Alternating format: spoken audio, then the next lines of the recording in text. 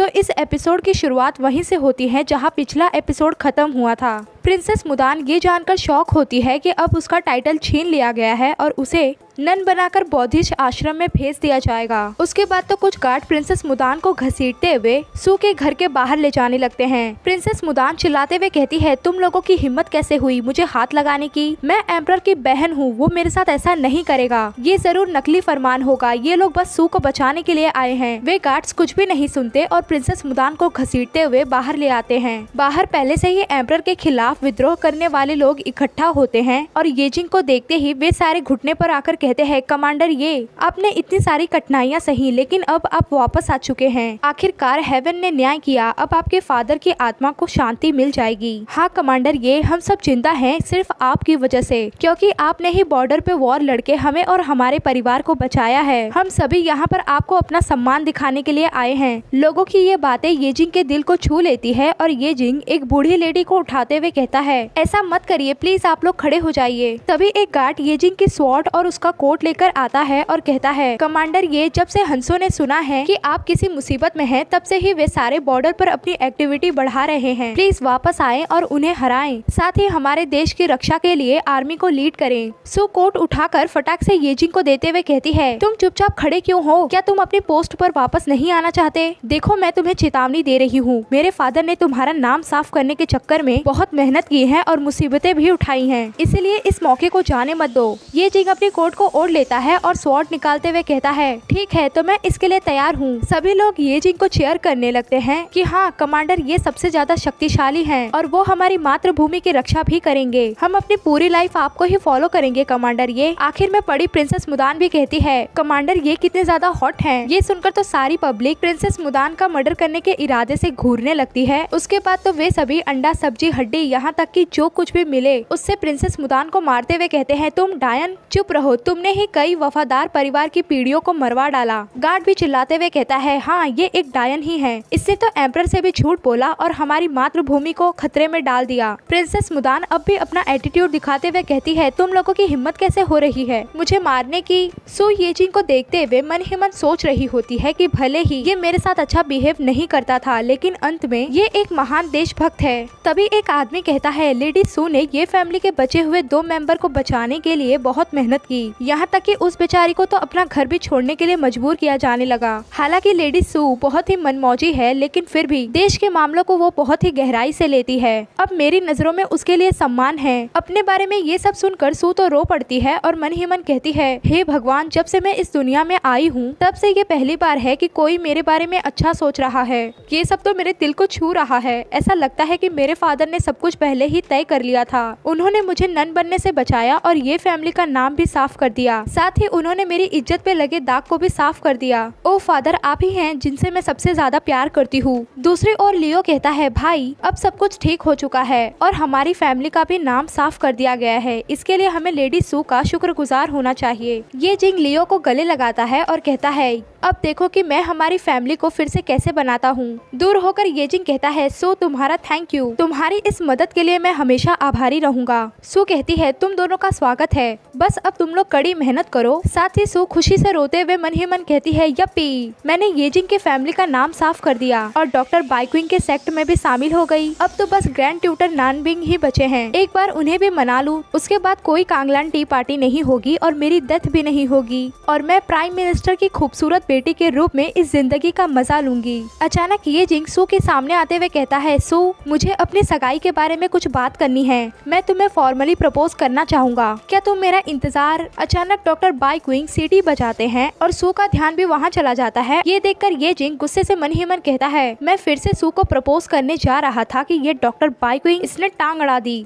तभी हम देखते हैं कि आसमान से ढेर सारे लोग नीचे जमीन पर आ जाते हैं और एक साथ कहते हैं, सेक्ट लीडर आपके आदेश पर हम हाजिर हैं। सू भी चौंक जाती है और चिल्लाते हुए कहती है, तुम सब कहां से आ गए और ऐसा क्यों लग रहा है कि एक को कॉपी करके चिपका दिया गया है? तभी डॉक्टर बाइक्विंग कहते हैं, सू कहती है, हाँ मास्टर बोलिए। साथ ही उसके दिमाग में चल रहा होता है कि आज पहली बार डॉक्टर बाइकविंग ने मेरा नाम लिया और उन्होंने आखिर इतने सारे लोगों को क्यों बुलाया है, क्या वो कोई अनाउंसमेंट करने वाले हैं। डॉक्टर बाइकविंग सू का हाथ पकड़ लेते हैं और अनाउंस करते हुए कहते हैं, सू मेरी डिसाइपल है और फ्यूचर में ये तुम लोगों की सेक्ट आंट बनेगी, तो तुम लोग उसके ऑर्डर को फॉलो करोगे।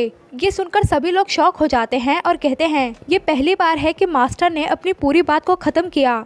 डॉक्टर बाइकविंग अपनी बात को कंटिन्यू करते हुए कहते हैं, सेक्ट के नियमों के अनुसार किसी भी नए डिसाइपल को पूरे 1 साल तक कल्टीवेशन में रहना होता है। इस दौरान वो किसी से शादी नहीं कर सकते और उन्हें अपने बिहेवियर को और भी अच्छा करने के लिए ध्यान देना चाहिए। साथ ही उन्हें एंशिएंट दाविस्ट के बारे में सीखना होगा। तो सू अच्छी तरह से स्टडी करो, 1 साल के अंदर मैं तुम्हारा एग्जाम लूंगा। बुक्स के इतने बड़े पहाड़ को देखकर तो सू की आंखें फटी की फटी रह जाती हैं और वो मन ही मन कहती है, अब जब तक कि मैं इन बुक्स को पढ़ूंगी तब तक तो मैं वैसे ही गंजी हो जाऊंगी। फिर तो इसमें और नन बनने में क्या अंतर है। अब तो ऐसा लग रहा है जैसे कि मैं हाई स्कूल में वापस आ गई हूँ। ये सुनकर ये जिंग सू के हाथ को पकड़ते हुए कहता है, सू चिंता मत करो, मैं पढ़ाई में अच्छा हूँ और मैं तुम्हारी मदद करूंगा। ये सुनकर तो सू खुश हो जाती है और कहती है, सच में लियो, तुम तो कमाल के हो, अब मेरा काम बन गया समझो। इधर ये जिंग डॉक्टर बाइकविंग को घूरते हुए मन ही मन कहता है, तुमने मेरी बात काट दी, आखिर इसका क्या मतलब है। डॉक्टर बाइकविंग भी ये जिंग को घूरते हुए मन ही मन कहते हैं, मैं तो बस अपने डिसाइपल को पढ़ा रहा हूँ, इससे तुम्हारा कोई लेना देना नहीं है। फिर तो उन दोनों की नजरों ही नजरों में साइलेंट वॉर शुरू हो जाती है और इन दोनों को ऐसे देखते हुए इंजॉय कर रहे होते हैं ग्रैंड ट्यूटर। इन सब से अनजान इधर सू लियो को बुक्स देते हुए कहती है, तो फिर मैं तुम पर ये सब छोड़ती हूँ। लियो भी कहता है, हाँ मैं हर दिन तुम्हारी मदद करने के लिए आऊंगा। साथ ही सू के दिमाग में चल रहा होता है कि कमांडर ये जिंग, डॉक्टर बाइकविंग और ग्रैंड ट्यूटर ये तीनों ही कांगलन पार्टी के मेन लोग थे, लेकिन अब तो ये मेरी तरफ है। अरे वाह, मैं तो कितनी कमाल की हूँ।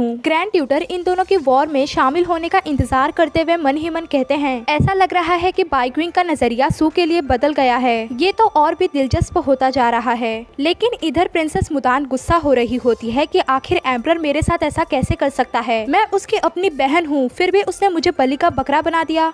मैं इतनी ज्यादा होशियार हूँ, फिर भी सू जैसे किसी इंसान के सामने मेरी बुद्धि भ्रष्ट कैसे हो गई। मैं तो सू से 1000 गुना सुंदर हूँ, फिर भी वो सारे हैंडसम लोग उसकी रक्षा क्यों कर रहे हैं। क्या वे अंधे हैं। प्रिंसेस मुदान चिल्लाते हुए कहती है, सो तुम्हें क्या लगता है कि क्या मैं इन चीजों के ऐसे ही खत्म होने दूंगी। मैंने जो कुछ भी किया वो सब एम्परर के कहने पर किया, मुझे तो बस बलि का बकरा बनाया गया है। ये सुनकर ये जिंग चौंकते हुए कहता है, क्या एम्परर। सू भी हैरान होकर सुनने लगती है और इससे पहले कि प्रिंसेस मुदान आगे कुछ और कहती, ग्रैंड ट्यूटर उसके मुंह पर अपना फैन मारते हुए कहते हैं, चुप हो जाओ, ये एम्परर की बेइज्जती करना हुआ। क्या तुम्हें अपनी फैमिली की चिंता नहीं है। प्रिंसेस मुदान हंसते हुए कहती है, ग्रैंड ट्यूटर क्या तुम मुझे मेरी फैमिली की धमकी दे रहे हो। ये तो बहुत ही अफसोस की बात है। अचानक प्रिंसेस मुदान एक गार्ड का स्वॉर्ड उठा लेती है और चिल्लाते हुए कहती है, मुझे उनकी मौत से कोई फर्क नहीं पड़ता। वैसे भी अब मैं रोड पर आ चुकी हूँ, तो मुझे अपनी मौत से भी डर नहीं लगता और मैं अपना आखिरी वार करके रहूंगी। मैं जिंदगी भर पास होती रही हूँ, लेकिन आज सू के अपने से बेहतर रवैये को मैं बर्दाश्त नहीं कर सकती। फिर तो वो सू की ओर स्वॉर्ड चलाते हुए कहती है, सू तुम मर जाओ। अचानक ये जिंग सू के सामने आकर उस अटैक को अपनी स्वॉर्ड से रोक लेता है और ये सब देखते हुए सू मन ही मन कहती है, क्या प्रिंसेस मुदान लड़ना चाहती है। मैंने तो ये नॉवेल में नहीं लिखा। ये जिंग अपनी स्वॉर्ड से प्रिंसेस मुदान की स्वॉर्ड को दूर झटकता है और अपनी स्वॉर्ड के साथ प्रिंसेस मुदान भी मुंह के बल लियो के पैरों के पास जाकर गिर जाती है। प्रिंसेस मुदान एक नए प्लान के साथ फिर से उठ जाती है और चिल्लाते हुए कहती है, मैं हार नहीं मानूंगी। फिर तो वो लियो को पकड़ लेती है और खींचते हुए उसे छत पर ले जाते हुए मन ही मन कहती है, मैं लियो को बंधक के रूप में यूज करूंगी और अपने इरादों में कामयाब हो जाऊंगी। छत के कोने पर पहुंचने के बाद प्रिंसेस मुदान कहती है, हिलने की कोशिश भी मत करना लियो, और अगर तुम लोग ऊपर आने की कोशिश करोगे तो मैं इस स्वॉर्ड से लियो का गला काट दूंगी। सू चिल्लाते हुए कहती है, तुम ये क्या कर रही हो और तुम्हें मार्शल आर्ट आता है। बकवास, आखिर मैंने खुद को कोई पावर्स क्यों नहीं दी। ये जिंग कहता है, प्रिंसेस मुदान अगर तुम लियो को छोड़ दोगी तो मैं तुम्हारा बंधक बनने के लिए तैयार हो जाऊंगा। प्रिंसेस मुदान कहती है, ये जिंग तुम क्या मुझे बेवकूफ समझते हो। तुम्हें मार्शल आर्ट आता है इसीलिए मैं तुम्हें काबू नहीं कर पाऊंगी। तू चिल्लाते हुए कहती है, प्रिंसेस मुदान अगर तुम चाहती हो कि हम बात करें तो उसे चोट मत पहुंचाना। प्रिंसेस मुदान कहती है, एक लाइफ के बदले दूसरी लाइफ। मैं चाहती हूँ कि तुम इसकी जगह पर बंधक बन जाओ। सू मन ही मन कहती है, मैं हमेशा से सोचती थी कि उसे प्यार करने में दिलचस्पी है और वो जल्दबाजी में कोई कदम नहीं उठाएगी, लेकिन लगता है कि ये उसकी लिमिट है। मुझे लियो को बचाना ही होगा। उसके बाद तो सू कहती है ठीक है, पहले तुम शांत हो जाओ, मैं ऊपर आती हूँ। अचानक प्राइम मिनिस्टर सू को पीछे से पकड़ लेते हैं और रोते हुए कहते हैं सू, मैं तुम्हें जानलेवा खतरे को उठाने नहीं दूंगा, मैं तुम्हें जाने नहीं दूंगा। सू कहती है फादर, लेकिन मैं उसे मरने नहीं दे सकती। प्राइम मिनिस्टर कहते हैं अच्छा ठीक है, अगर तुम ऊपर जाना ही चाहती हो तो तुम्हें अपने साथ किसी विश्वसनीय व्यक्ति को लेकर जाना होगा, इन तीनों में से किसी एक को। ये जिंग कहता है सू, मैं तुम्हारे साथ चलूंगा, मेरे पास बहुत ही अच्छा मार्शल आर्ट है। ग्रैंड ट्यूटर कहते हैं हमें शारीरिक हमलों के बजाय नजरों पर ध्यान देना होगा, मैं अच्छा परिणाम लाने में मदद कर सकता हूँ बातचीत करके। डॉक्टर बाइकविंग कहते हैं इलाज और जहर, यानी कि उनके कहने का मतलब है कि चोट वोट लगने पर वो तुम्हारा इलाज कर सकते हैं और किसी भी पॉइजन का एंटीडोट भी दे सकते हैं। प्राइम मिनिस्टर कहते हैं ये जिंग पास, तुम इसे ले जाओ। लेकिन सू कहती है ये जिंग जो कि मार्शल आर्ट में बहुत ही अच्छा है, लेकिन बंधक उसका अपना रिलेशन वाला है, इसलिए वो ऐसे सिचुएशन में अच्छे फैसले नहीं ले पाएगा, ये एक अच्छा ऑप्शन नहीं है। फिर तो ग्रैंड ट्यूटर पास, इन्हें ले जाओ। लेकिन सू कहती है ग्रैंड ट्यूटर नानबिंग जो कि है एक मास्टर माइंड, लेकिन वो लड़ने में बेकार है, हम किसी के मौत तक उनसे बातचीत तो नहीं कर सकते, ये भी एक अच्छा ऑप्शन नहीं है। उसके बाद तो डॉक्टर बाइकविंग, इन्हें ले जाओ। लेकिन सू कहती है डॉक्टर बाइकविंग, इन्हें दवा और जहर दोनों में ही महारत हासिल है, लेकिन वे इंसानी फीलिंग को नहीं समझ सकते। अगर ये किडनैपर प्रिंसेस मुदान के किसी शब्द का गलत मतलब निकालेंगे तब तो बंधक मर सकता है, ये भी एक अच्छा ऑप्शन नहीं है। उसके बाद तो प्राइम मिनिस्टर कहते हैं मेरी प्यारी बेटी, क्या मैं। सू कहती है इतनी उम्र वाला इंसान यहाँ पर क्या कर रहा है, अगर छोटी सी भी हरकत होती है तो इनकी पीठ पर मोच आ जाएगी और ये लकवाग्रस्त भी हो सकते हैं। अगर मैंने किसी ऐसे उम्रदराज व्यक्ति को परेशान किया तो हेवन मुझ पर बिजली गिराएगा,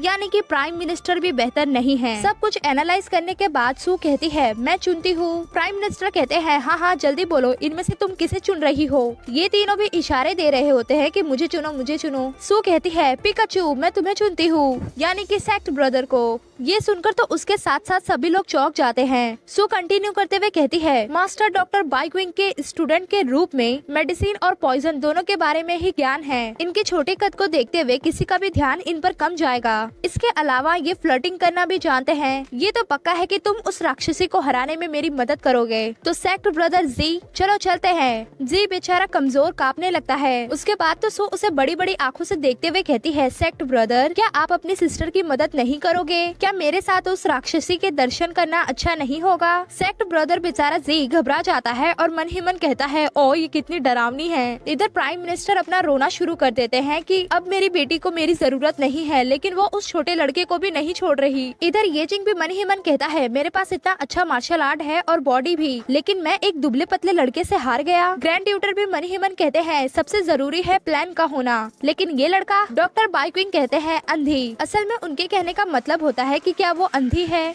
इतना घटिया फैसला लिया उसने। लेकिन सू तो खुशी से चिल्लाते हुए कहती है प्रिंसेस मुदान, ये मेरा दूसरा चचेरा भाई है, मुझे ऊंचाई से डर लगता है, क्या वो मेरे साथ आ सकता है। प्रिंसेस मुदान कहती है आ जाओ, लेकिन कोई चालाकी मत करना, अगर तुमने किया तो ये लियो अपनी जान खो देगा। साथ ही प्रिंसेस मुदान हंसते हुए मन ही मन प्लान बना रही होती है कि जब सू यहाँ आएगी तो मैं सबसे पहले उसे मारूंगी और लियो के साथ यहाँ नीचे कूद जाऊंगी। मैं लियो एक साथ मर जाएंगे और सू भी नहीं बचेगी। ये जिंग कहता है सू चिंता मत करो, मैं यहाँ नीचे रहकर तुम्हें प्रोटेक्ट करूंगा। ग्रैंड ट्यूटर कहते हैं हाँ मैं भी नीचे से ही उससे बातचीत करके उसके फैसले को बदलने की कोशिश करूंगा, इससे उसका ध्यान भटक सकता है। डॉक्टर बाइकविंग कहते हैं मौका कूदो। उसके बाद तो ये जिंग और ग्रैंड ट्यूटर नजरों में ही कोल्ड वॉर शुरू कर देते हैं। ये सब देखकर सू थूकते हुए मन ही मन कहती है ये मेंस का झुंड कितना बेकार है, अगर मुझे ये पता ना होता कि ये नॉवेल कैसे खत्म हुआ तो मैं सोचती गुट से खोए हुए ये गरीब पिल्ले मेरा पीछा कर रहे हैं, आखिरकार मुझे खुद ही आगे बढ़ना होगा, तो फिर मैं इन्हें अपने आसपास क्यों रखूं।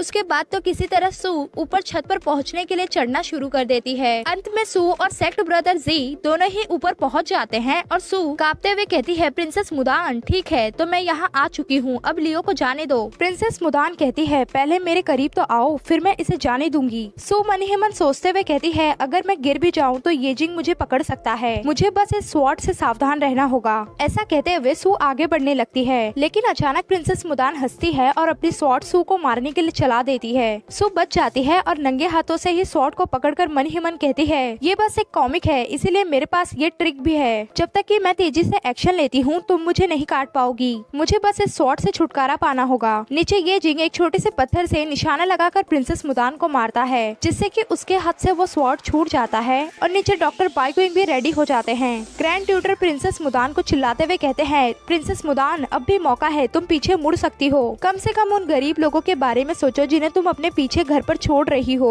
इन सब के बीच लियो भागने की कोशिश करता है, लेकिन प्रिंसेस मुदान गुस्से से उसका गला पकड़ लेती है और चिल्लाते हुए कहती है, कहाँ भाग रहे हो तुम, और अगर तुम में से किसी ने भी एक भी कदम उठाया तो मैं इसका गला घोट दूंगी। ये देखकर नीचे खड़े सभी लोग परेशान हो जाते हैं कि यही तो मौका था भागने का। प्रिंसेस मुदान चिल्लाते हुए कहती है, सू अभी नीचे कूदो, और अगर तुम में से किसी ने भी सू को बचाया या पकड़ा तो मैं इस लियो का गला घोट दूंगी। सू सोचने लगती है कि मुझे थोड़ा और टाइम बाय करना ही होगा और किसी भी तरह से इससे कोई गलती करवानी होगी। फिर तो सू प्रिंसेस मुदान की बात को मान जाती है और ये सुनकर सेक्ट ब्रदर जी कहता है, सिस्टर सू नहीं ऐसा मत करिए। सू को कांपते हुए छत की कोने की ओर बढ़ते देख लियो पीछे से मन ही मन कहता है, सू तुमने मुझे पहले भी एक बार बचाया है और अब तुमने मेरी फैमिली का नाम भी क्लियर किया और इस वक्त तुम मेरे लिए बलिदान देने जा रही हो। तुमने मेरे लिए बहुत कुछ किया है और अब मैं तुम्हें चूक नहीं सकता। मुझे तुम्हारे लिए ये आखिरी काम करने दो। प्लीज सू एक भी कदम मत बढ़ाओ। सू एक बार लियो की ओर देखती है और लियो मन ही मन कह रहा होता है कि अगले जन्म में मैं अपने भाई से पहले तुमसे मिलूंगा।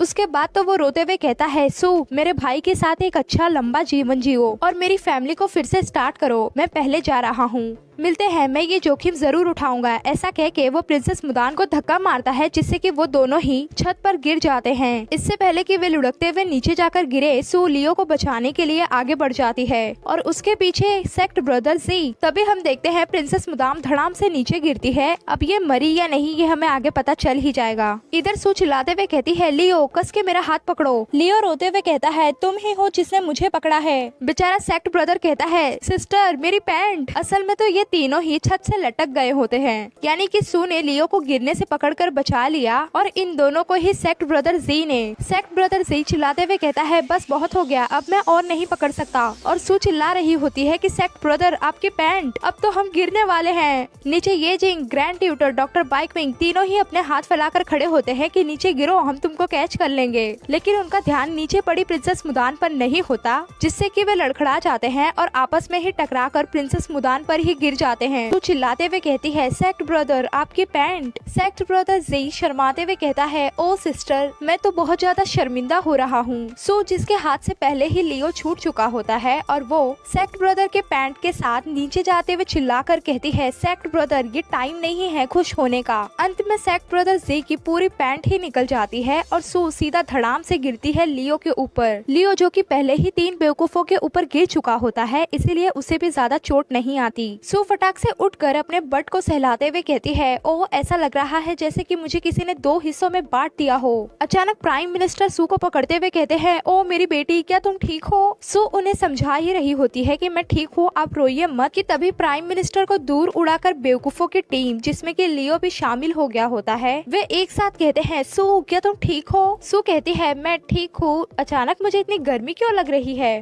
तभी वहाँ पर कोई चिल्लाते हुए कहता है, इंपीरियल फरमान आया है। ये सुनकर सू कहती है, क्या फिर से? आज सुबह से ये तीसरी बार है। क्या एम्परर इससे बोर नहीं होता? जब देखो तब फरमान ही भेजे जा रहा है। पैलेस से आया आदमी इंपीरियल फरमान को पढ़ते हुए कहता है, एम्परर लेडी सू से मिलना चाहते हैं। ये सुनकर तो सू के सर में दर्द हो जाता है कि क्या वो मुझे मिलने के लिए बुला रहा है? ये कहानी इतना जल्दी जल्दी आगे क्यों बढ़ रही है? ये लोग मुझे एक पल की सांस भी नहीं लेने दे रहे। प्राइम मिनिस्टर सू से कहते हैं, मेरी प्यारी बेटी तुम आगे बढ़ो, वो तुम्हारे साथ कुछ नहीं करेगा। मुझे लगता है वो तुम्हें कोई छोटा सा गिफ्ट देना चाहता है, जैसे कि कपड़े या ज्वेलरी। इधर ग्रैंड ट्यूटर नानबिंग भी मन ही मन सोच रहे होते हैं कि एम्परर के पर्सनालिटी को देखते हुए सू को इस तरह से बुलाना कोई आसान बात नहीं है। ऐसा लगता है कि वो कुछ और प्लानिंग कर रहा है। फिर तो ग्रैंड ट्यूटर हंसते हुए कहते हैं, लेडी सू मुझे कोर्ट के कुछ काम के लिए पैलेस जाना होगा, तो चलो मैं तुम्हें एम्परर के पास ले चलता हूँ। तभी बीच में येजिंग आते हुए कहता है, जरा रुको सू, तुम मुझे अपने साथ आने की इजाजत दो। उसके बाद तो फिर से येजिंग और ग्रैंड ट्यूटर के बीच कोल्ड वॉर शुरू हो जाती है। नेक्स्ट सीन में हम देखते हैं ये तीनों ही पैलेस के वेटिंग एरिया में बैठे होते हैं। तभी वहाँ पर एम्परर का एक सर्वेंट आते हुए कहता है, लेडी सू एम्परर आपसे अकेले में मिलना चाहते हैं और आप दोनों यहीं पर वेट करिए। ये सोचकर सू उठ जाती है कि चलो देखते हैं एम्परर आखिर मुझसे क्यों मिलना चाहता है। अचानक ये जिंग सू का हाथ पकड़ लेता है और कहता है ध्यान से सू। ये सब देखकर तो ग्रैंड ट्यूटर को गुस्सा आ रहा होता है कि तभी सू ये जिंग का हाथ झटकते हुए कहती है ठीक है मैं समझ गई, इस तरह से बार बार मेरा हाथ पकड़ना बंद करो। ये देखकर तो ग्रैंड ट्यूटर की हंसी छूट जाती है और नेक्स्ट सीन में सू एम्परर के सर्वेंट के पीछे चलते हुए मन ही मन सोच रही होती है कि अच्छा है जब मैं नॉवेल लिख रही थी तब मैं एम्परर के बारे में भूल ही गई थी, वरना अगर मैं एम्परर के साथ भी सू को सुला देती तो शायद कांगलान टी पार्टी ना होती और मेरी मौत के लिए इम्पीरियल फरमान आता। उसके बाद तो वो खुद को ही शाबाशी देने लगती है कि ओ सू तुमने तो मुझे बख्श दिया, मैं जानती हूँ कि जरूरत पड़ने पर अपने लिए क्या करना है। हे भगवान मैं कितनी ज्यादा स्मार्ट हूँ। सू के सपने को तोड़ते हुए सर्वेंट कहता है लेडी सू प्लीज इस ब्रिज पर आगे बढ़िए। सू हामी भरकर लड़खड़ाते हुए आगे बढ़ने लगती है, साथ ही साथ मन ही मन सोच रही होती है कि भले ही मैं फ्यूचर से हूँ लेकिन फिर भी मुझे एम्परर से मिलने में घबराहट हो रही है। तभी सू की आंखें खुली की खुली रह जाती है क्योंकि उसके सामने एक लाल बालों वाला बहुत ही हैंडसम लड़का खड़ा होता है। सू उसे देखते हुए मन ही मन कहती है अरे वाह कितना खूबसूरत है ये, इसके अंदर के कपड़े इनुज के कपड़ों से मैच खाते हैं लेकिन उसके बाहरी कपड़े कितने सुंदर लग रहे हैं, इसकी तो फीचर्स भी सॉफ्ट लग रहे हैं, ऐसा लगता है कि ये इनुज का मेन है, मुझे इससे प्यार से बात करनी चाहिए। सू जिसे लगता है कि एम्परर सिर्फ गोल्डन रंग के ड्रेसेस ही पहनते हैं वो हंसते हुए कहती है हेलो मिस्टर इनुज, क्या तुम मुझे बता सकते हो कि एम्परर कहाँ मिलेंगे? सू कपड़ों के बारे में सोचते हुए मन ही मन कहती है मुझे उम्मीद नहीं थी कि पुराने जमाने के इनुज भी इतने ज्यादा हैंडसम होंगे, तभी तो स्टोरी लिखने वाले अक्सर इनके रोमांस के बारे में लिखते हैं। लेकिन इनुज सुनकर तो उस आदमी के मुंह से खून की बौछार हो जाती है और सू उसे संभालते हुए कहती है मिस्टर इनुज क्या आप ठीक हैं? लगता है कि आपकी बॉडी में यिंग और यान दोनों ही अनस्टेबल हो गए हैं। साथ ही सू के दिमाग में चल रहा है कि शायद इतने समय के बाद एक वुमेन को देखकर ये थोड़ा एक्साइटेड हो गया है। अचानक वो आदमी सू से दूर होते हुए चिल्लाकर कहता है लेडी सू क्या तुम एम्परर के सामने घुटने टेक रही हो? इससे हमें ये पता चलता है कि ये लाल बालों वाला आदमी ही इस क्वींसलैंड का एम्परर है। ये सुनकर सू भी घबरा जाती है कि क्या एम्परर, वो भी इतना यंग? फिर तो वो तुरंत ही बैठ जाती है और कहती है माफ कीजिए योर हाइनेस। साथ ही सू मन ही मन सोच रही होती है कि एम्परर आपने गोल्डन ड्रेस नहीं पहनी, साथ ही अपना ताज भी सर पर नहीं रखा है, तो मुझे कैसे पता चलेगा कि आप ही एम्परर हैं? इसके अलावा आपने इनुज यानी कि किन्नर के जैसे कपड़े पहन रखे हैं, लेकिन मुझे जल्द से जल्द माफी मांगनी होगी और कोई तरीका ढूंढना होगा, क्योंकि भले ही प्रिंसेस मुदान कमीनी थी लेकिन एम्परर ही असली मास्टरमाइंड है। सू तुरंत ही घबराते हुए कहती है योर हाइनेस आपको न पहचान पाने के लिए मैं माफी चाहती हूँ। ऐसा इसलिए है क्योंकि आप बहुत ज्यादा हैंडसम हैं और आपकी खूबसूरती को देखते हुए मैं खो गई थी और मेरा दिमाग भी खराब हो गया था, इसीलिए मैंने आपको टच कर लिया। एम्परर सू का फेस ऊपर उठाते हुए कहते हैं लेडी सू मैंने कैपिटल में ये अफवाहें सुनी है कि अब तुम पहले जैसी नहीं रही, लेकिन लगता है कि ऐसा नहीं है। सू नासमझी का दिखावा करते हुए कहती है योर हाइनेस अपनी प्रतिष्ठा को बनाए रखना अक्सर कठिन होता है और आपने जो मेरी तारीफ की इसके लिए मैं आपको थैंक यू बोलना चाहती हूँ। साथ ही सू के दिमाग में चल रहा होता है कि इसने येजिंग की फैमिली को बर्बाद करने के लिए प्रिंसेस मुदान को बलि का बकरा बनाया और जब काम नहीं हुआ तो उस पर ही सारा एग्जाम डालकर किनारे कर दिया। बेहतर यही होगा कि मैं इसके सामने एक नासमझ पागल लड़की बनने का ही ड्रामा करूँ। इधर एम्परर भी मन ही मन सोच रहे होते हैं कि प्राइम मिनिस्टर एक बहुत ही चालाक लोमड़ी है और उसकी एक ही कमजोरी है, वो है सू।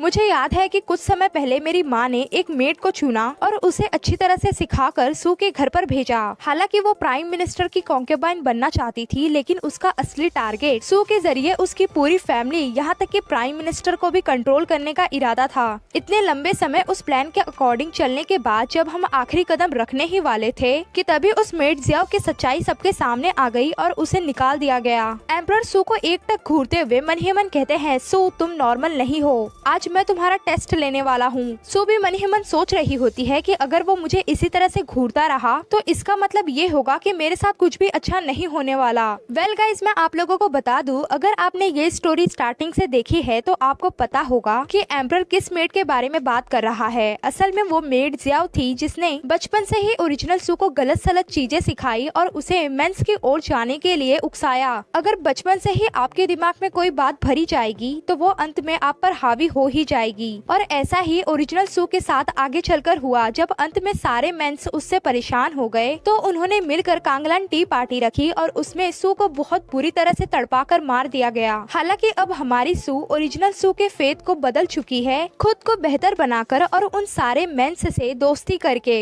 खैर चैप्टर पे आते हैं। अचानक एम्परर अपने चेस्ट को पकड़ते हुए कहते हैं, ओह मुझे दर्द हो रहा है। ये देखकर सू भी घबरा जाती है कि ओ एम्परर आपको क्या हो गया। एम्परर कहते हैं मेरे दिल की बीमारी बढ़ती जा रही है। साथ ही एम्परर मन ही मन सोच रहे होते हैं कि मुझे बचाने के लिए सू किस तरह की कोशिश करेगी। उसे देखकर मैं ये बता पाऊंगा कि सू सच में बेवकूफ है या सिर्फ नाटक कर रही है। इसके अलावा मुझे ये भी पता चल जाएगा कि क्या सू और उसकी फैमिली मेरे प्रति बुरे इरादे रखती है। सू तो सब कुछ समझ रही होती है और वो चिंता करने का नाटक करते हुए कहती है, ओह मुझे क्या करना चाहिए। साथ ही सू के दिमाग में ये चल रहा होता है कि पहले तो इससे मुझे अकेले मिलने के लिए बुलाया और अब मेरे सामने बीमार पड़ने का नाटक कर रहा है। लगता है कि ये सब बस एक सेटअप है, ये बस मुझ पर आत्महत्या करने का आरोप लगाना चाहता है। तभी एम्परर दर्द में चिल्लाते हुए सू के ऊपर ही गिरने लगता है। ये देखकर तो सू भी मन ही मन कहती है, अच्छा ठीक है, अगर तुम इतना ही नीचे गिरे जा रहे हो तो फिर मैं भी। इतना कहकर सू फटाक से जमीन पर गिर जाती है और चिल्लाते हुए कहती है, ये सदमा बहुत ज्यादा है, मुझे भी दिल की बीमारी है। आगे कंटिन्यू करते हुए सू मन ही मन कहती है, आखिर बीमार होने का नाटक कौन नहीं कर सकता, ये तो मैं भी कर सकती हूँ। अब तुम्हारी बीमारी से मेरा कोई लेना देना नहीं है। अचानक सू के इस एक्शन से एम्परर नहीं संभल पाते और वो सीधा जाकर पानी में गिर जाते हैं। सू भी फटाक से उठ के ब्रिज पे से देखने लगती है कि ओ नो,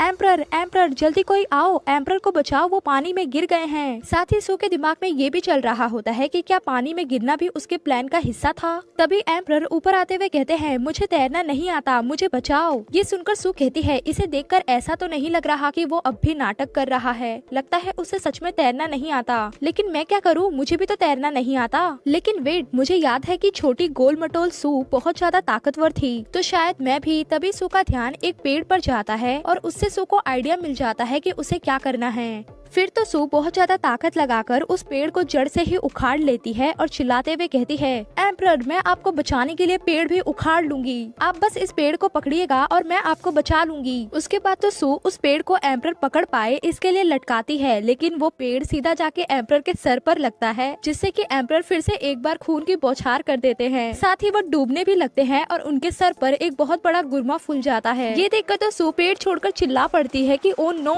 मैं तो एम्परर की मौत की दोषी बनने जा रही हूँ, लगता है अब मेरी आँख सीधा हेवन में ही खुलेगी। ये जिंग परेशान होते हुए मन ही मन कहता है, मुझे अचानक डर क्यों लग रहा है। फिर तो वो पैलेस के अंदर भागते हुए कहता है, मुझे एक बार एम्परर से जरूर मिलना चाहिए। उसके पीछे ग्रैंड ट्यूटर भी आते हुए कहते हैं, देखो ये जिंग, तुम पैलेस पर हमला नहीं कर सकते। और इन दोनों को रोकते हुए सर्वेंट कहता है, अरे रुक जाइए, एम्परर ने आप दोनों को नहीं बुलाया। इधर एम्परर के मुंह से पानी और मछली निकल रही होती है। असल में एम्परर बेहोश होने के बावजूद भी उस पेड़ पर लटक गए थे और सू ने उन्हें बचा लिया। सू एम्परर को होश में लाने की कोशिश कर रही होती है और मन ही मन सोच रही होती है कि फिल्मों में तो ऐसा ही होता है। इतने सब के बाद भी जब वो एम्परर के फेस पर कोई रिएक्शन नहीं देखती है तो घबरा जाती है कि कहीं एम्परर मर तो नहीं गया या फिर मुझे माउथ टू माउथ ब्रीथिंग देनी होगी। असल में तो एम्परर होश में आ गए होते हैं, लेकिन फिर भी वो अपना ड्रामा कंटिन्यू रखते हैं। सू के अंदर की डेमोनिक सू कह रही होती है कि सू देखो उसका चेहरा, वो कितना हैंडसम है, तुम्हें उसे किस करने का मौका नहीं छोड़ना चाहिए। दूसरी ओर एंजल सू कह रही होती है कि नहीं सू, वो तुम्हारी फैमिली को बर्बाद करने के लिए पहले ही बहाना ढूंढ रहा है, तो तुम ऐसा कुछ भी मत करना और उससे बचो। लेकिन सू सोच रही होती है कि ऐसा न करने के मेरे पास 1000 कारण हैं, लेकिन क्या होगा अगर एम्परर सचमुच मर जाए, इसीलिए मुझे ये करना ही होगा। मुझे अपने देश के लिए ये बलिदान देना ही होगा। एंजल सू कहती है, तुम बस उसके होठों का स्वाद चखना चाहती हो सू। और डेमन सू तो बोल रही होती है कि अरे वाह, तुम तो एकदम सही जा रही हो। उसके बाद तो सू एम्परर का मुंह खोल देती है और खुद गहरी सांस लेने लगती है। ठीक इसी समय पीछे से येजिंग आते हुए कहता है, सू तुम ये क्या कर रही हो। ग्रैंड ट्यूटर भी चिल्लाते हुए कहते हैं, सू तुम्हारी ये हिम्मत कि तुम एम्परर को अपमानित करो। इन सब के बीच वो एक पत्थर से टकरा जाते हैं और येजिंग को लेकर गिरने लगते हैं। ये सब देखकर सू फटाक से साइड हट जाती है एंड गेस व्हाट, येजिंग और ग्रैंड ट्यूटर दोनों एक साथ ही एम्परर को किस कर लेते हैं। ये सब देखते हुए सू कहती है, शुक्र है भगवान का कि मैं सही समय पर रास्ते से हट गई। बेचारा एम्परर, उसकी तो आंखें ही खुल जाती हैं। येजिंग और ग्रैंड ट्यूटर भी हैरान रह जाते हैं। इधर सू हंसते हुए कहती है, अरे वाह क्या साथ देख लिया मैंने। एम्परर खांसते हुए उठकर बैठ जाते हैं और ग्रैंड ट्यूटर उन्हें संभालते हुए कहते हैं, एम्परर क्या आप ठीक हैं? आपके बचाव में देर से पहुंचने के लिए मुझे माफ कर दीजिए, मैंने पाप किया है। दूसरी ओर येजिंग तो अपना मुंह पोंछ रहा होता है कि अरे ये क्या हो गया। एम्परर कहते हैं, नानबिंग शांत हो जाओ, ये कोई बड़ी बात नहीं है। तभी एक सर्वेंट बाकी के सर्वेंट्स पर चिल्लाते हुए कहता है, तुम सब इधर उधर क्यों खड़े हो, जाओ अदरक का सूप और कंबल लेकर आओ, क्या होगा अगर एम्परर को ठंड लग जाए तो। सू छींकते हुए मन ही मन सोच रही होती है कि एम्परर ने मेरे खिलाफ साजिश रची थी, इसीलिए तो पहले यहाँ पर कोई भी सर्वेंट नहीं था। शुक्र है भगवान का कि एम्परर ठीक है, वरना उसकी मौत का दोषी मुझे ही ठहराया जाता। तभी ये जिंग अपना कोट सू को उड़ा देता है और कहता है, तुम्हें तो ठंड लग गई। दूसरी ओर ग्रैंड ट्यूटर नानबिंग बार बार एम्परर को पूछ रहे होते हैं कि क्या आपको ठंड लग रही है, क्या आपको भूख लगी है। ये सब देखते हुए सू मन ही मन कहती है, एम्परर तो येजिंग का कट्टर दुश्मन है और येजिंग को देखकर तो ऐसा लग भी रहा है कि वो अभी दौड़कर जाएगा और उसे मार डालेगा। लेकिन येजिंग, मेरे फादर ने अभी अभी तुम्हारा नाम क्लियर किया है, अगर ऐसे में तुमने कुछ भी किया तो मेरी फैमिली भी खत्म हो जाएगी। ये सब सोचकर सू येजिंग को करीब खींचते हुए धीरे से कहती है, तुम्हें बदला लेने के लिए फ्यूचर में बहुत अच्छे मौके मिलेंगे, इसीलिए जल्दबाजी में कुछ भी मत करना। ये सुनकर येजिंग शर्माते हुए मन ही मन कहता है, इसने ये कैसे जान लिया कि मैं क्या महसूस कर रहा हूँ। सचमुच सू मेरे बारे में सोचती है और वो बस मेरे सामने कोल्ड होने का नाटक करना पसंद करती है। फिर तो येजिंग कहता है, सू तुम चिंता मत करो, मैं काम ठीक से करूँगा। उसके बाद तो वो एम्परर को भी रिस्पेक्ट दिखाता है। एम्परर उसका हाथ पकड़ते हुए कहते हैं, कमांडर येजिंग। साथ ही उनके दिमाग में चल रहा होता है कि मैंने प्रिंसेस मुदान से छुटकारा पा लिया, लेकिन येजिंग कोई बेवकूफ नहीं है। ये फैमिली सू फैमिली के साथ गठबंधन कर चुकी है, क्या उसे मुझ पर पहले से ही डाउट हो गया है? क्या येजिंग सच में मेरे प्रति वफादार है? येजिंग भी मन ही मन सोच रहा होता है कि मेरी पूरी पीढ़ी ने इतनी ईमानदारी से काम किया, लेकिन बस तुम्हारे डाउट की वजह से वे सभी खत्म हो गए। क्या ऐसा एम्परर मेरी वफादारी के लायक है? लेकिन ऊपर से एम्परर ओवर एक्टिंग करते हुए कहते हैं, ओ येजिंग, ये समय तुम्हारे लिए बहुत मुश्किल रहा होगा। अपराधी प्रिंसेस मुदान को मैं सजा दे चुका हूँ। ये फैमिली की निरंतर वफादारी के लिए मैं तुम्हें थैंक यू बोलना चाहता हूँ। येजिंग भी ओवर एक्टिंग करते हुए कहता है, ओ एम्परर, आपका शुक्रिया, आपने मुझे न्याय दिलाया, इसके लिए मैं अपनी पूरी लाइफ आपकी सेवा में समर्पित करता हूँ। ये सब देखते हुए सू कहती है, ओहो, मैं तो इतनी ज्यादा ओवर एक्टिंग देखकर बीमार होने जा रही हूँ। अचानक एम्परर कहते हैं, लेडी सू। सू तो घबरा जाती है कि फिर से इसका ध्यान मुझ पर क्यों आ गया। एम्परर कंटिन्यू करते हुए कहते हैं, लेडी सू, आपने मुझे बचाने में इतनी मेहनत की, इसके लिए मैं तुम्हें 3rd रैंक की लर्निंग पार्टनर बनाता हूँ। प्रिंसेस को पढ़ाने वाले ट्यूटर्स को तुम सपोर्ट कर सकती हो। सू तो चौंक जाती है कि क्या मैं? फिर तो उसे गुस्सा आने लगता है और एम्परर के हंसते हुए चेहरे को देखकर वो मन ही मन कहती है, पहले तो तुम मुझे बौद्ध धर्म की भिक्षा मांगने वाली बनाना चाहते थे, लेकिन अब सीधा पैलेस में कैद करना चाहते हो। मुझे पता है तुम मेरा इस्तेमाल करके मेरे फादर का फायदा उठाना चाहते हो, लेकिन मैं ऐसा नहीं होने दूंगी। सू के दिमाग में एक आइडिया आता है और वो हंसते हुए कहती है, मेरे पास एक तरकीब है। इतनी सारी प्रिंसेस के साथ अगर मैं इकलौती सीखने वाली रहूंगी तो ये काम नहीं करेगा। तो क्यों ना आप बाकी के मिनिस्टर्स की भी बेटियों को यहाँ पर बुलवा लें, ताकि हम सभी प्रिंसेस के साथ सीख पाएं। साथ ही सू के दिमाग में चल रहा होता है कि अगर मैं तुम्हारे इस रिवॉर्ड को ना नहीं बोल सकती तो मैं सारी अच्छी फैमिलीज को इसमें घसीटूंगी और फिर देखूंगी कि तुम मेरे साथ क्या कर सकते हो। एम्परर भी मन ही मन सोच रहा होता है कि इसका मतलब सू बेवकूफ नहीं है, उसने बस हमेशा से बेवकूफ बनने का नाटक किया। अब तो सू को पैलेस में बंद करना ही होगा, इससे तो प्राइम मिनिस्टर पर बस रोक ही नहीं लगेगी बल्कि वो विकलांग हो जाएगा। उसके बाद तो एम्परर ऑर्डर देते हुए कहते हैं, प्राइम मिनिस्टर की बेटी लेडी सू इंटीरियर पैलेस में 3rd रैंक की लर्निंग पार्टनर होंगी। 3 दिनों के बाद ड्यूटी के लिए रिपोर्ट करें। ये सुनकर तो सू परेशान हो जाती है कि क्या मैं एक नई नौकरी के साथ पैलेस में एंटर कर रही हूँ,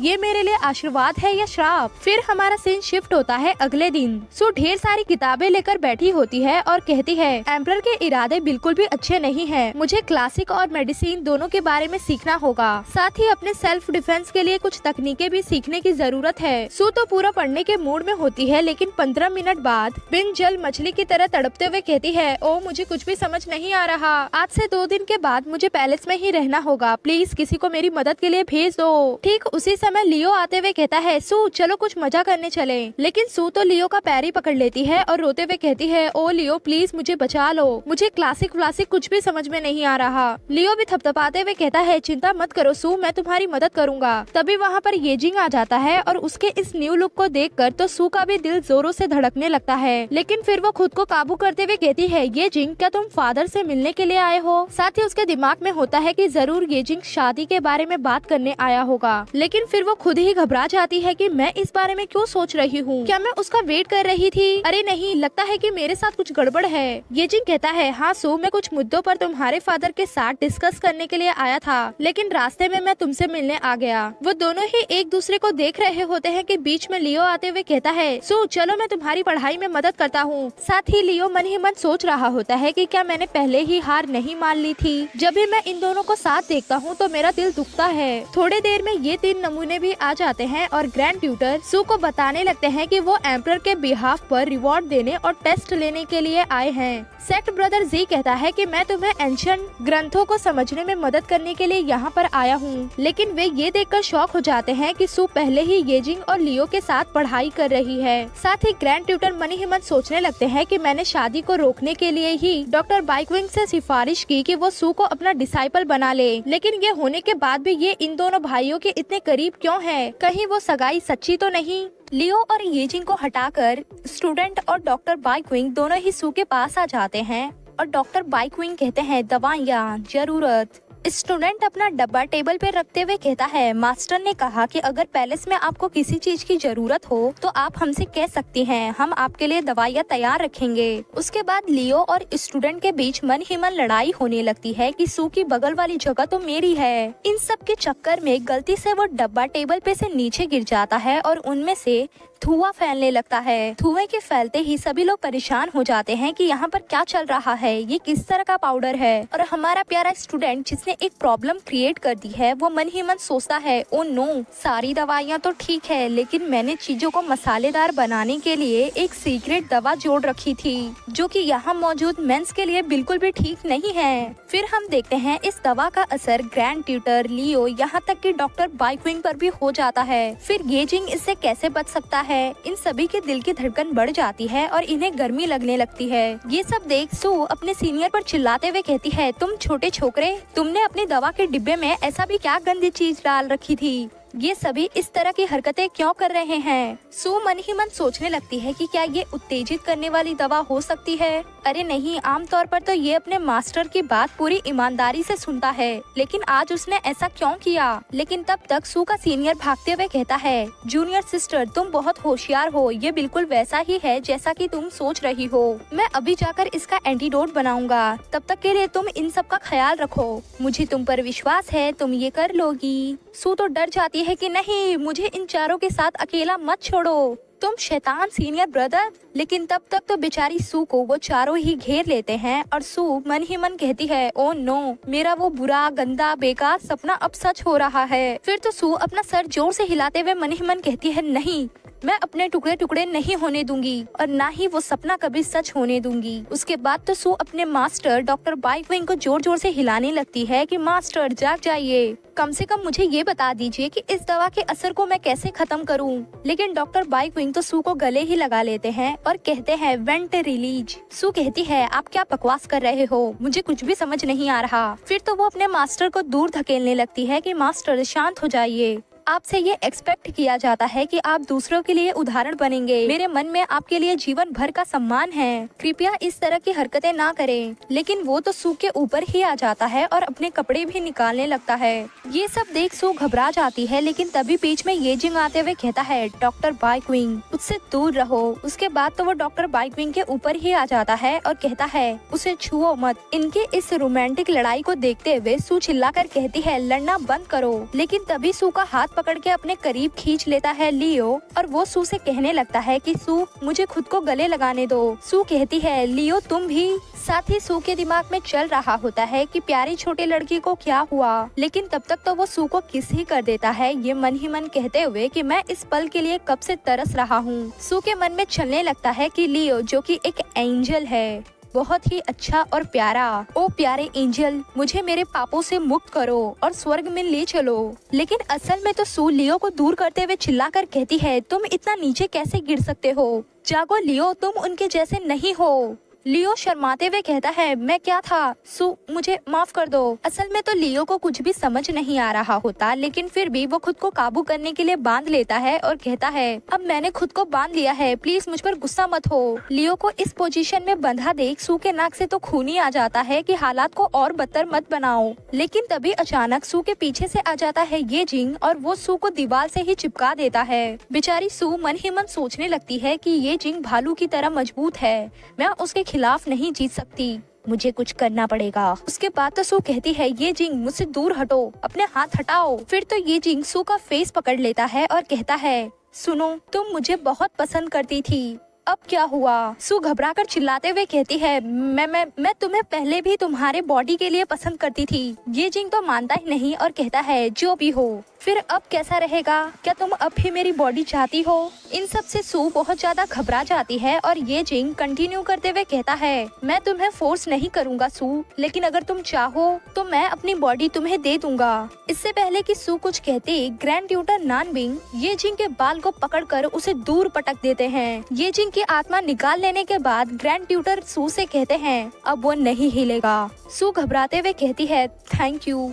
ग्रैंड ट्यूटर नानबिंग, साथ ही उसके मन में चल रहा होता है कि इनके अंदर इतनी पावर है कि वो ये जिंग पर हमला कर सकते हैं, चलो अच्छा ही है। लेकिन तभी ग्रैंड ट्यूटर नानबिंग सू को अपने करीब खींच लेते हैं और कहते हैं, मैं केवल अपने स्वार्थ के लिए ही काम करता हूँ। सू कहती है, तुम क्या कहना चाहते हो? ग्रैंड ट्यूटर कंटिन्यू करते हुए कहते हैं, चूँकि मैंने तुम्हें ये जिंग से बचाया है तो इसीलिए डॉक्टर बाइक्विंग को ठीक करने में अपना बलिदान दो। एक बार जब डॉक्टर बाइक्विंग नॉर्मल सिचुएशन में आ गया तो सभी लोग ठीक हो जाएंगे। असल में ग्रैंड ट्यूटर पे उस दवा का असर कम हुआ है। इससे पहले कि वो भी अपने कंट्रोल से बाहर चले जाएं, वो डॉक्टर बाइक्विंग को ठीक करके खुद को भी ठीक करना चाहते हैं। फिर तो वो बुरी तरह से सू को घूरने लगता है कि मैंने तुम जैसा बेशर्म कभी नहीं देखा। सू भी कहती है, तुम सीधा मेरे चेहरे पे ये कैसे कह सकते हो? लेकिन फिर सू वहाँ से भागने लगती है ये कहते हुए कि आपके पास तो ढेर सारे लोग होंगे अपना बलिदान देने के लिए, फिर मेरी क्या जरूरत? मैं अभी यहाँ से फटाक से बाहर जाती हूँ और किसी को आपकी मदद के लिए लेकर आती हूँ।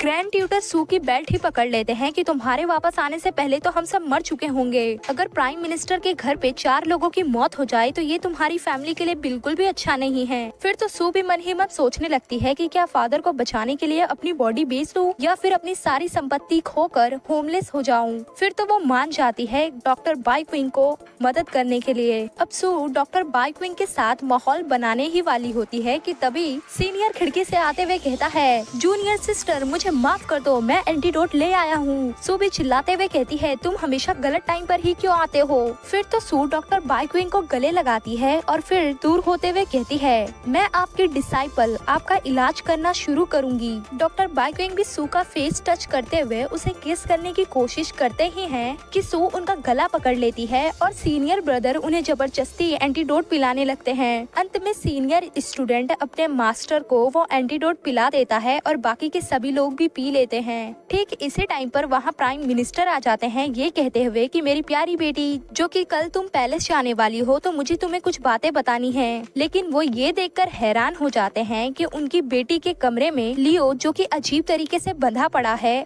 और ये जिंग जो कि आधा नेकेड है, साथ ही ग्रैंड ट्यूटर नानबिंग और डॉक्टर बाइक्विंग भी है और उनकी बेटी जो बहुत ज्यादा थकी हारी है। ये सब देख उन्हें इतना ज्यादा गुस्सा घबराहट महसूस होती है कि उनके आँख और मुंह से भी खून निकलने लगता है। साथ ही वो चिल्लाते हुए कहते हैं, बदतमीज लड़की, तुमने मुझे शर्मिंदा किया है। सर्वेंट्स आ जाओ, इसे सजा देने का समय आ गया है। सू भी कहती है, फादर रुक जाइए, मैं आपको समझा सकती हूँ। लेकिन प्राइम मिनिस्टर तो सुनने से ही मना कर देते हैं और बाकी के लोग प्राइम मिनिस्टर को शांत करने की कोशिश कर रहे होते हैं। साथ ही वे कह रहे होते हैं, कृपया प्राइम मिनिस्टर सू को ना मारे, इसके बजाय हमें ही मार लीजिए। हमारी बात तो सुनिए, ये सब बस एक गलत फहमी है। प्राइम मिनिस्टर भी कहते हैं, इसमें समझाने को क्या है, तुम लोगों की हिम्मत कैसे हुई यहाँ मेरे ही घर में आके ये सब करने की।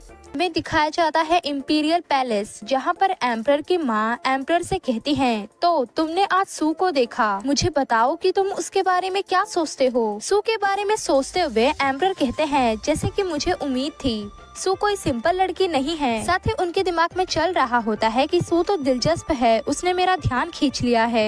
एम्परर की माँ कहती है, मेरे बेटे गद्दी पर बैठे हुए तुम्हें कई साल हो चुके हैं, लेकिन अब तक तुमने अपनी कॉन्केबाइन्स नहीं चुनी, यहाँ तक कि तुमने तो अपनी एम्प्रेस भी नहीं चुनी। मुझे आखिर ग्रैंड चाइल्ड्स मिलेंगे भी कि नहीं? इंपीरियल फैमिली को आगे बढ़ाने के लिए किसी को चुनने का समय आ गया है। एम्परर सोचते हुए कहते हैं, मुझे लगता है कि प्राइम मिनिस्टर से सीधा टकराना मेरे लिए फायदेमंद नहीं है, तो क्यों ना इस मामले को शांति से सुलझाया जाए। एम्परर की माँ कहती है, अगर तुम सू को अपनी कॉन्केबाइन बनाते हो तो ये पक्का है कि प्राइम मिनिस्टर तुम्हारे सामने कोई भी उतावलापन नहीं दिखाएगा। आखिर वो अपनी बेटी से इतना प्यार जो करता है। सू के बारे में सोचते हुए एम्परर कहते हैं, क्या मैं उसे अपनी कॉन्केबाइन बना लूं? ये तो सच में प्राइम मिनिस्टर को कंट्रोल करने का एक अच्छा तरीका है। नेक्स्ट सीन में अनाउंसमेंट होती है कि इंपीरियल फरमान के तहत सू और बाकी की कई नोबल लड़कियों को प्रिंसेस के लर्निंग पार्टनर के तौर पर पैलेस में लिया जाएगा। अगले दिन हम देखते हैं रास्तों पर चलते हुए सू मन ही मन सोच रही होती है कि कल डैडी को लगा कि मैं उन 4 लड़कों के साथ अपने पुराने दिनों की तरह ही चल रही हूँ। उन्होंने तो लगभग घर को खत्म कर ही दिया था। कम से कम हम उन्हें आखिरकार शांत करके समझाने में कामयाब रहे। फिर हम देखते हैं सू को, जो कि तैयार होने के लिए सुबह 5 बजे उठी थी और 7 बजे उसका कैरेज इंपीरियल पैलेस की ओर निकल पड़ा था। आधा दिन बीतने के बाद अब जाके वो यहाँ पहुँची है और उसके पूरे शरीर में दर्द हो रहा है। साथ ही सू के दिमाग में चल रहा होता है कि मुझे उम्मीद नहीं थी कि इस दुनिया में आने के बावजूद भी मुझे इतना जल्दी उठना पड़ेगा। असल में ये तो इससे भी बदतर है। पहले तो मैं कम से कम 7 बजे तक उठती थी। वहाँ तो मैंने अमीरों के लिए गुलामी की और अब यहाँ एम्परर के लिए अपनी जवानी का बलिदान दे रही हूँ। मैं तो बस एक अमीर बिगड़ैल बेटी के रूप में अपना जीवन जीना चाहती हूँ। सू के ख्यालों को तोड़ते हुए सर्वेंट कहता है, मिस सू, आपका स्कूल यहाँ है। तभी दरवाजा खुलता है और अंदर ढेर सारी लड़कियाँ महंगे कपड़े पहने हुए अजीब सा मेकअप किए आपस में बातें कर रही होती हैं। इन सबको देखने के बाद तो सू को रोना ही आ जाता है कि क्या ये सब भी लर्निंग पार्टनर्स हैं? हर कोई यहाँ पर सज धज के आया है, कहीं ये ब्रोथल तो नहीं है ना? क्या इन लोगों को इस बात की चिंता नहीं कि प्रिंसेस इनसे गलत बातें सीखेंगी? ओह, मैंने अफवाहें सुनी थी कि एम्परर अपनी कॉन्केबाइन चुनने वाला है, इसीलिए तो ये सब ऐसे रेडी होकर आई हैं। बिना किसी मेकअप और सादे कपड़ों में सू के वहाँ एंटर करते ही सबकी नजरें उस पर आ जाती हैं। सारी लड़कियाँ तो गुस्सा करने लगती है कि यही है वो पावरफुल सू। ये तो सच में ही उतनी सुंदर है जितना कि लोग कहते हैं, लेकिन उसने सादे कपड़े क्यों पहने हैं? एम्परर जल्द ही आने वाले हैं। बाकी की लड़कियाँ गुस्सा करते हुए कहती है, एम्परर का ध्यान खींचने के लिए वो हम सब में अलग दिखना चाहती है। सू की भी मन ही मन फट रही होती है कि इन सब का ध्यान मुझ पर क्यों आ गया है। अपने लिए इनकी आंखों में नफरत में महसूस कर सकती हूँ। तभी सर्वेंट अनाउंसमेंट करता है कि एम्परर और एम्परर की माँ यहाँ पर आ रहे हैं। सभी लोग उन्हें अपनी रिस्पेक्ट दिखाने के लिए झुक जाते हैं और वहाँ पर एंट्री होती है एम्परर और उनकी माँ की। सू भी मन ही मन खुश हो रही होती है कि बहुत खूब, आखिरकार एम्परर अपनी इंपीरियल पोशाक में आ गए, ये इतना खराब भी नहीं है। एम्परर की माँ खांसते हुए एम्परर का ध्यान खींचती है और मन ही मन सोचती है कि लगता है कि इसे सू में इंटरेस्ट है। फिर तो एम्परर कहते हैं, आज के इंपीरियल पैलेस आप ब्यूटीफुल लेडीज की वजह से और भी ज्यादा गौरवान हो गया है। प्रिंसेस के लर्निंग पार्टनर बनने की आपकी इस जर्नी का मैं धन्यवाद करता हूँ। इंपीरियल पैलेस के लिए आप लोग जो अपनी सेवाएं दे रहे हैं, मैं इसका आभारी हूँ। मुझे उम्मीद है कि आप हमारे देश के लिए अच्छे काम करेंगे। इसके लिए आप सभी को ऑल द बेस्ट। ये सुनते ही सारी लड़कियां पागल हो जाती हैं और चिल्लाते हुए कहती हैं, योर हाइनेस, हम आपकी उम्मीदों पे खरे उतरेंगे। अचानक एम्परर सू की ओर बढ़ने लगते हैं और अपना हाथ आगे बढ़ाते हैं। सू भी उनका हाथ पकड़ लेती है और मन ही मन कहती है, सबके सामने ये जानबूझ के ऐसा कर रहा है ताकि लोगों का ध्यान मुझ पर आ जाए, और यही होता भी है। सभी लड़कियां गुस्से में आ जाती हैं और कहती हैं, आखिर एम्परर का ध्यान उस अकेली पर क्यों है? सू हमेशा ही हमारे रास्ते में आ जाती है, मैं इसे एक्सेप्ट नहीं करूंगी। सू भी मन ही मन सोच रही होती है, तुम्हारी वजह से सभी लोग मुझसे ईर्ष्या नफरत पाल रहे हैं। फिर तो एम्परर वहाँ से जाते हुए कहते हैं, सो मैं तुमसे अच्छे परफॉर्मेंस की आशा करता हूँ। साथ ही उनके दिमाग में चल रहा होता है कि माँ सही है। सू को अपनी कॉन्केबाइन बनाकर प्राइम मिनिस्टर से मुकाबला करना सबसे अच्छी स्ट्रेटेजी है, लेकिन ये सिर्फ दिखावे के लिए नहीं हो सकता। मुझे सू की इच्छा के अनुसार खुद को बनाते हुए उसे एक बड़े लेवल की कॉन्केबाइन बनाने की जरूरत है। यही एक अचूक तरीका है सू और प्राइम मिनिस्टर को कंट्रोल करने का। इधर तो सू को सदमा लग जाता है कि कहीं इसमें मेरी गलती तो नहीं है ना, क्या उसने सिर्फ मेरे साथ फ्लर्ट करने की कोशिश की। वैसे जब मैंने नॉवेल लिखा था तो मैंने उसमें एम्परर का तो जिक्र भी नहीं किया, फिर ये मेरे पीछे हाथ धो के क्यों पड़ गया है। नेक्स्ट सीन में सारी लेडीज अपना अपना ग्रुप बनाकर इधर उधर की बातें कर रही होती हैं और वहाँ ही मौजूद हमारी अकेली सू मन ही मन सोच रही होती है, इसमें मुझे कोई हैरानी नहीं होनी चाहिए कि एम्परर मेरे साथ फ्लर्ट कर रहा था। असल में वो तो बस मुझे अलग थलग करना चाहता है। फिर तो सू भुक्कड़ों की तरह खाना शुरू कर देती है। तभी वहाँ पर एक लड़का आते हुए कहता है, कहीं ये प्राइम मिनिस्टर की गंदी बेटी तो नहीं। सू तो चौंक जाती है, लेकिन उसकी शक्ल देखने के बाद मन ही मन कहती है, बकवास, क्या ये थाईलैंड से आया है? इसके बालों का कलर कितना अजीब है। जरा रुको, अगर मुझे ठीक से याद है तो ये लेडी बॉय राइट्स के डिप्यूटी मिनिस्टर का बेटा वांग यूलांग है। क्योंकि ये काफी सुंदर था इसीलिए ओरिजिनल सू इसके साथ कुछ समय के लिए जुड़ गई थी। असल में तो वो एक पुराना लवर है। फिर तो हमारी सू का दिल करता है कि वो ओरिजिनल सू को मारे और पूछे कि क्या सच में तुम किसी भी गंदगी के साथ जुड़ जाती हो? अब तुम्हारे इस कचरे को मुझे ही साफ करना पड़ेगा। अचानक वांग यूलांग सू के गले पर हाथ रखते हुए कहता है, तुम ऐसी क्यों दिख रही हो, जैसे कि तुम्हारी उम्र कुछ और अधिक हो गई है। ऐसा इसलिए हुआ होगा क्योंकि तुमने मुझे अपने साथ नहीं रखा। तो क्यों ना आज रात हम अपने खोए हुए समय की भरपाई करें। लेकिन सू तो उसकी चोंच उसका मुंह ही पकड़ लेती है और कहती है, अपना मुंह साफ रखो। मुझे ऐसा क्यों लग रहा है कि तुमने किसी गंदगी साफ करने वाले से बोलना सीखा है। तुम्हें सही सबक सिखाने के लिए मुझे समाज की ओर से तुम्हारी पिटाई करनी चाहिए। आखिर तुम मुझसे ऐसी बातें कर भी कैसे सकते हो। वहाँ मौजूद सारी लड़कियाँ हैरान होती है और वांग यूलान अपनी आंख और नाक बहाते हुए सोच रहा होता है कि वो मुझ पर हमला क्यों कर रही है। वो खुद भी तो मुझसे ऐसी बातें ही कहती थी। डर में वांग यूलान को छींकते देख सू उसे दूर ढकेल कर अपना हाथ पोंछते हुए कहती है, कितने घिनौने हो तुम। गिरने के बाद दिल टूटे आशिक की तरह वांग यूलान गुस्से से कहता है, सू तुम्हारी हिम्मत कैसे हुई मेरे साथ ऐसा करने की? क्या तुम मेरी रेपुटेशन को मिट्टी में मिलाना चाहती हो? सू कहती है, कौन सी रेपुटेशन? ना ही तुम्हारे पास कोई पावर है, बल्कि तुम तो अपने फादर से दूर भी हो। इसके अलावा मेरे सामने तुम्हारे फादर को भी अपना सिर झुकाना होगा। साथ ही सू के दिमाग में चल रहा होता है कि मैं असली सू नहीं हूँ और इस समय हम इंपीरियल पैलेस में हैं, इसीलिए अगर यहाँ पर कुछ भी हुआ तो मेरे फादर को ही पनिशमेंट मिलेगी। मुझे ये मामला खुद ही अच्छे से सुलझाना होगा। खैर वांग यूलान बहुत ज्यादा गुस्से में आ जाता है कि तुम्हारी हिम्मत कैसे हुई। तभी कोई कहता है, माय लॉर्ड प्लीज रुक जाइए। ये कहने वाला लड़का सू के आगे आ जाता है और कंटिन्यू करते हुए कहता है, क्लास का समय हो गया है, मास्टर सभी को बुला रहे हैं, इसीलिए प्लीज कोई परेशानी पैदा मत कीजिए। सू तो उस लड़के को देखकर हैरान हो जाती है कि क्या ये लड़का, अरे नहीं, ये तो क्वीन देश का प्रिंस चू जिउगे है। जब मैंने ये नॉवेल लिखा था तो मैंने इस इंसान को पहले एम्परर यिंग झेंग के ऊपर लिखा था। जैसे उनकी लाइफ मुश्किल भरी थी वैसे ही इसकी भी। जब ये 3 साल का था तो उसे बंधक के रूप में हमारे इस देश क्वींसलैंड में भेज दिया गया था। यहाँ तक कि इसने तो सालों तक इनुच और सर्वेंट्स के गंदे बिहेवियर को झेला है। मुझे याद है कि नॉवेल में आगे चल के क्वीन देश में तख्ता पलट होगा और सभी प्रिंस मर जाएंगे। उसके बाद इस प्रिंस को वापस बुलाया जाएगा और इसे क्राउन प्रिंस की पदवी दी जाएगी। 1 साल से भी कम समय के अंदर ये क्वीन देश का एम्परर बन जाएगा। उसके बाद तो ये अपनी अच्छी मिलिट्री पावर्स और पॉलिटिक्स के दम पर क्वीन देश को सबसे मजबूत देश बना देगा। वैसे मैं तो ये भूल ही गई थी कि प्रिंस चू जिउगे को पहले सू द्वारा ही इंसल्ट झेलनी पड़ी थी। यहाँ तक कि कांगलान टी पार्टी के सबसे मजबूत समर्थकों में से भी ये एक था। तभी हम देखते हैं वांग यूलान प्रिंस को लात मारता है और सू ये देख घबरा जाती है कि क्या उस आदमी ने नर्क के एम्परर को लात मारी है। वैसे तो अभी प्रिंस कमजोर है, मुझे डर है कि वांग यूलान इस पर भारी पड़ेगा। प्रिंस कहता है, मैं आपकी सजा स्वीकार करता हूँ लॉर्ड। उसके बाद तो वांग यूलान प्रिंस के कंधे पर अपना पैर रखते हुए कहता है, मुझे तुम्हारा चेहरा देखकर ही गुस्सा आ जाता है। तुमने मेरे जूते गंदे कर दिए हैं तो अब मेरे सामने घुटने टेको और इसे चाट कर साफ करो। ये सुनते ही सू वांग यूलान को एक लात मारती है, जिससे कि बेचारे वांग यूलान के पैर पर सूजन हो जाती है और उसका पैर भी टूट जाता है। फिर तो सू प्रिंस के आगे आते हुए बड़े ही डरावने वे में कहती है, तुम नहीं चाहोगे कि सभी को क्लास में जाने में देर हो जाए।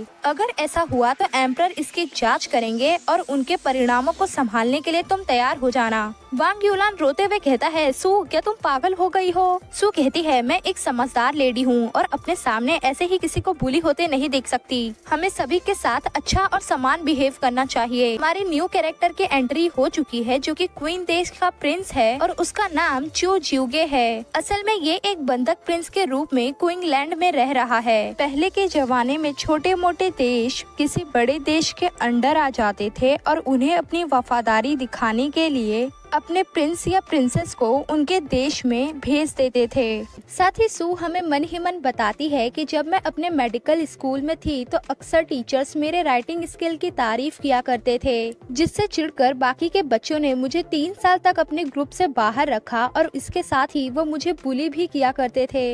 इन सब की वजह से मुझे लोगों से बातचीत करने में डर लगने लगा। जब तक कि मैं इस डर से पूरी तरह से निकल पाती तब तक कई साल बीत गए।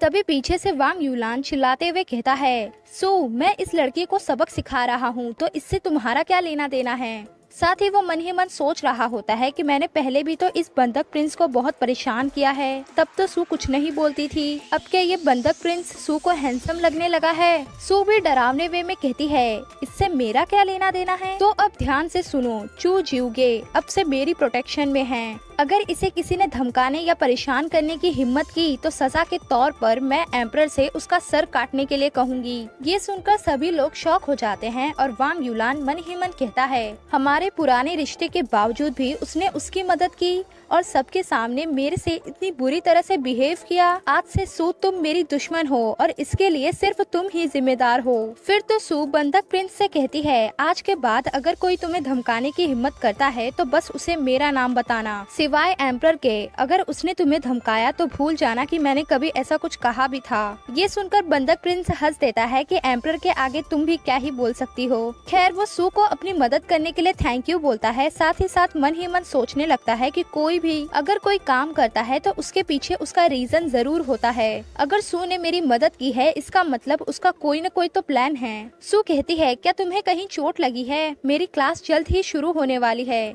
ये दवा तुम ले लो जो कि मेरे मास्टर ने दिया था, ये बहुत जल्दी असर करता है। हम लोगों को एक दूसरे की मदद करनी चाहिए। अगर फ्यूचर में मैं तुम्हें कभी नुकसान पहुंचा दूं तो याद रखना कि आज क्या हुआ, मतलब आज मैंने तुम्हारी मदद की ना। चलो फिर मुझे क्लास के लिए जाना है और ये दवा तुम अच्छे से लगाना। साथ ही सू मन ही मन सोच रही होती है कि पैलेस में आना इतना बुरा भी नहीं है, कम से कम मैंने कांगलन टी पार्टी के पीछे के तीसरे खिलाड़ी को भी चित कर दिया। सू के वहाँ से जाते ही बंधक प्रिंस का सीक्रेट गार्ड नी चैन वहाँ पर आ जाता है और कहता है, योर हाइनेस आपको अपनी प्रोफाइल लो रखनी है। आपको उस वांग यूलान की बदतमीजी को एक्सेप्ट कर लेना चाहिए था। अब जबकि आपने सू की साइड ले ली है तो वो जरूर आपसे बहुत ज्यादा गुस्सा होगा। ऐसे में वो आपको और भी ज्यादा परेशान करेगा और अपने गार्ड्स को भी कम नहीं करेगा। ये सुनकर बंधक प्रिंस कहता है, प्राइम मिनिस्टर की बेटी के तौर पर सू में इतनी पावर्स हैं कि वो इस पैलेस में हलचल मचा सकती है और अगर ऐसे में मैं उसकी मदद लेता हूँ तो ये तो अच्छी बात है। थोड़ी सी पिटाई के चक्कर में मुझे एक ऐसा सहयोगी मिल चुका है जो कि एम्परर को भी रोक सकता है। क्या ये एक कमाल का बिजनेस नहीं है? आज से पहले मैंने सिर्फ सू के बारे में सुना था, मुझे उससे मदद की उम्मीद तो नहीं थी। वो उन रईसों में से नहीं लगती जो खुद के बारे में ना सोचती हो। सीक्रेट गार्ड नी चैन कहता है, लेकिन वांग यूलान के बारे में क्या?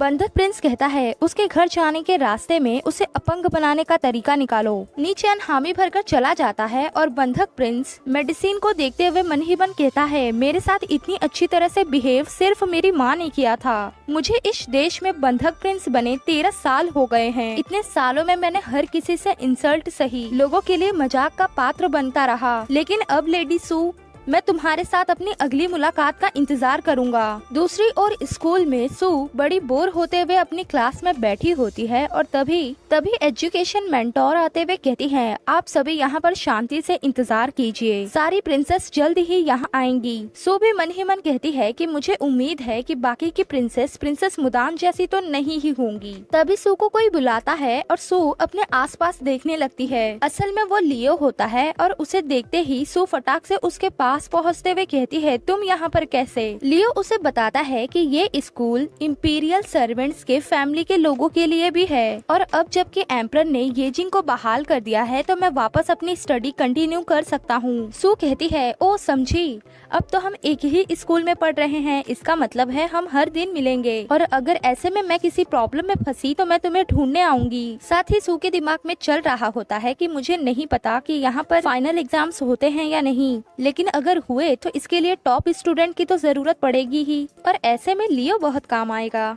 लियो भी मन ही मन बहुत खुश होता है कि अब मैं सू को हर दिन देख पाऊंगा। ये सब देखते हुए दूसरी क्लास के बच्चे आपस में बातें कर रहे होते हैं कि देखो वो ब्यूटीफुल सू है ना। बीच वाला लड़का उसे समझाने लगता है कि तुम पागल हो क्या, वो एक नंबर की घटिया लड़की है। वो इतनी ज्यादा गिरी हुई है कि तुम्हारे साथ सब कुछ कर लेने के बाद एक कपड़े की तरह तुम्हें उतार कर फेंक देगी। उन्हीं के बगल में बैठा वांग यूलान नफरत, गुस्सा और अधूरे प्यार के गम में तड़प रहा होता है। साथ ही उसके दिमाग में चल रहा होता है कि पहले तो हम एक दूसरे के कितना करीब थे। खैर सू ने अपनी बुराई सुन ली थी, इसीलिए वो पीछे पलटते हुए चिल्लाने लगती है कि क्या तुमने अभी तक सबक नहीं सीखा, आखिर तुम किस बारे में शिकायत कर रहे हो। उसके बाद तो वो बेचारे वांग यूलान पे चिल्लाने लगती है। बेचारा वांग यूलान सोच रहा होता है कि मैंने तो एक शब्द भी नहीं कहा। तभी वहाँ पर एक लड़की आते हुए कहती है, भाई असल में ये लड़की वांग यूलान की छोटी बहन वांग लांजी है। वांग लांजी अपने बारे में सू को बताते हुए कहती है, आपसे मिलकर अच्छा लगा लेडी सू। मेरे भाई के इस बिहेवियर के लिए मैं आपसे माफी चाहती हूँ, तो प्लीज इस पर ध्यान मत दीजिए। और भाई अगर तुमने दोबारा ऐसी मुसीबत खड़ी की तो मैं फादर से शिकायत करूँगी। लांजी को थैंक्स बोलते हुए सू मन ही मन सोचती है कि ये समझदार लगती है। लांजी बहुत ही अच्छा फेस बनाते हुए कहती है, आपका स्वागत है लेडी सू इस इम्पीरियल पैलेस में। अब जबकि हम साथ में ही पढ़ने वाले हैं तो एक दूसरे की मदद ना करना अच्छा तो नहीं होगा। ये सुनकर सू कहती है, ओ अच्छा मैं समझ गई। साथ ही वो मन ही मन हमें बताती है कि ये भी उन चंट लोगों की तरह ही है जो सामने से अच्छा बिहेवियर करते हैं और अपने सारे बुरे कांड को अपने फादर के पीछे छिपा देते हैं। ये भी जरूर एम्प्रेस ही बनना चाहती है। अचानक लांजी कहती है, लेडी सू आपको क्या लगता है एम्परर और उनकी माँ एम्प्रेस डावेजर किसको चुनेंगी? सू कहती है, मैं कभी भी ये जानने की कोशिश नहीं करूँगी कि वे क्या सोच रहे हैं। यहाँ मौजूद सभी लेडीज की अपनी अपनी खासियत है। साथ ही सू मन ही मन कहती है, मैं तो सिर्फ यहाँ पर दर्शक हूँ, मेरा तो इस झंझट में पड़ने का कोई भी प्लान नहीं है। अगर मुझसे पूछो तो मैं इन सब के बारे में कुछ जानती ही नहीं हूँ। लांजी हंसते हुए कहती है, आप तो मजाकिया हैं लेडी सू। साथ ही वो मन ही मन गुस्से से सोच रही होती है कि प्राइम मिनिस्टर की बेटी लेडी सू से सब बचते फिरते हैं और अब जबकि मैं उस तक पहुँच चुकी हूँ तो लगता है वो थोड़ा तिलमिला गई है। मैं हर चीज का फायदा उठाऊंगी और आगे बढ़ूंगी। कम से कम मैं एम्परर की पसंदीदा कॉन्केबाइन या फिर एम्प्रेस तो बन ही जाऊंगी। और लेडी सू तुम बस एक नॉर्मल कमांडर की वाइफ बनकर रह जाओगी। तुम सबको तो मेरे सामने झुकना पड़ेगा। फिर तो वो पागलों की तरह हंसने लगती है और सू अपनी नाक बंद करते हुए मन ही मन कहती है, इसके चेहरे को देखकर साफ साफ पता चल रहा है कि ये कुछ गंदे इरादे बना रही है। कम से कम इसे अपने इरादे छिपाने की कोशिश तो करनी चाहिए। तभी वहाँ पर सभी प्रिंसेस के आने की अनाउंसमेंट होती है और इसी सीन के साथ हमारा ये चैप्टर यहीं पर खत्म होता है। आप लोगों को क्या लगता है हमारी सू के साथ प्रिंसेस की जमेगी? और लांजी तो सू को नीचा दिखाते हुए आगे बढ़ने की प्लानिंग में है। तो आप लोगों को ये चैप्टर कैसा लगा कमेंट में बताइए। लाइक कीजिए, शेयर कीजिए और प्लीज सब्सक्राइब कर लीजिए।